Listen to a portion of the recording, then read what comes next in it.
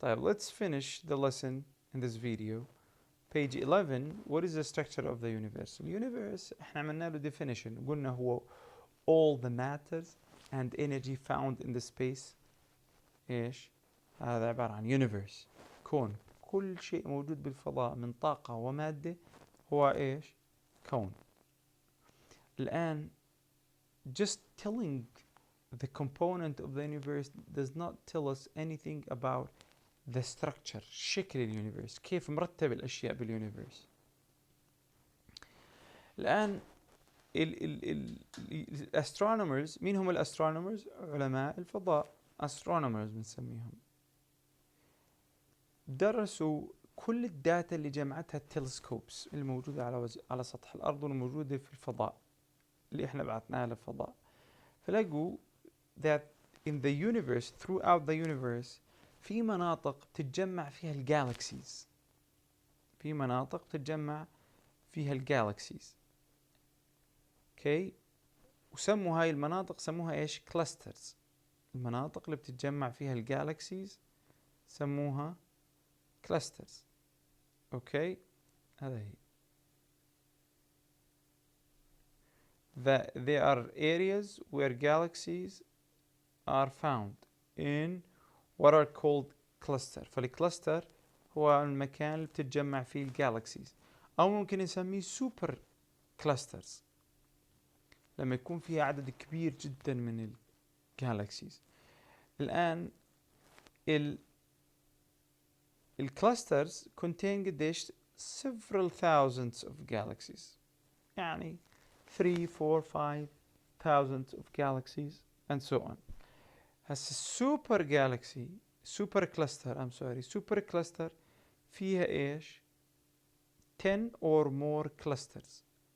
فالكلاستر, خلينا نفرض مثلا في عندنا كلاستر رقم 1 فيها 1000 galaxy, كلاستر نمبر 2 فيها 2000 galaxy, كلاستر نمبر 3 فيها 5000 galaxy, كلاستر نمبر 4 فيها 4000 galaxy. اوكي, هاي كلاستر كلاستر كلاستر كلاستر. هذول مع بعض عبارة عن سوبر كلاستر فيها ايش؟ 10 or مش كمان, يعني بدنا كمان كلاسترز اكثر حتى نعمل سوبر كلاستر. بدنا اكثر, بدنا 10 واكثر كلاستر. هذا ايش بنسميها؟ سوبر كلاستر. طيب, الان لقوا انه there is some area in the universe فيها little matter exist, فيها كمية قليلة من المادة موجودة, يعني almost there's no galaxies, فيها شوية galaxies. وهاي المكان are huge spherical area وسموها void. ففي عنا galaxies بتجمعوا مع بعض بيعملوا كلاستر, مجموعة كلاستر مع بعض بيعملوا سوبر كلاستر. الآن الكلاسترز دائما والجالكسيز كلهم دائما حول بعض. الآن المسافة بين الكلاسترز أو السوبر كلاسترز, المسافة الفاضية هاي بنسميها voids. كويس؟ الآن تخيلوا لي كيف الأسترونومرز بتطلعوا وصاروا يدرسوا الفضاء ويحاولوا يكتشفوا فيه. الآن الأسترونومرز most likely they believe إنه اليونيفرس هو عبارة عن bubble, شكله زي شكل البابل, زي شكل الكرة. The surface of the bubble موجود الكلاسترز, الجالكسيز موجودة وين؟ على السيرفس. على وين؟ على السيرفس, هون على السيرفس of the bubble. طيب, شو محتوى هاي البابل من جوا؟ هو الفويد. اوكي, محتواها ايش؟ الفويد.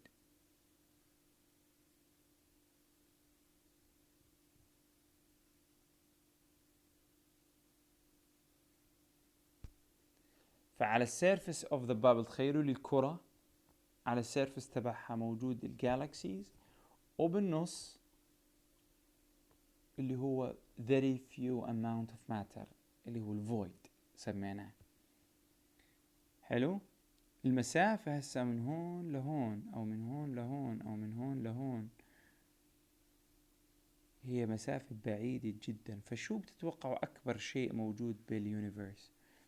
اللي هو إيش؟ الفويد. طيب question 13 is what is the general structure of the universe؟ إذا سألنا هذا السؤال شو الجواب؟ الجواب إنه هو شكله زي البابل. اوكي، خليني أعملكوا هايلايت على هذا الإشي. شكل اليونيفيرس like a soup bubble. The wall of this bubble has the cluster and the supercluster. Okay, and the interior of the bubble are void. هذا هو الاستراكشر تبع اليونيفيرس. طيب بدي اياكم تحلوا لي كل الليسن ريفيو as a homework. Thank you very much.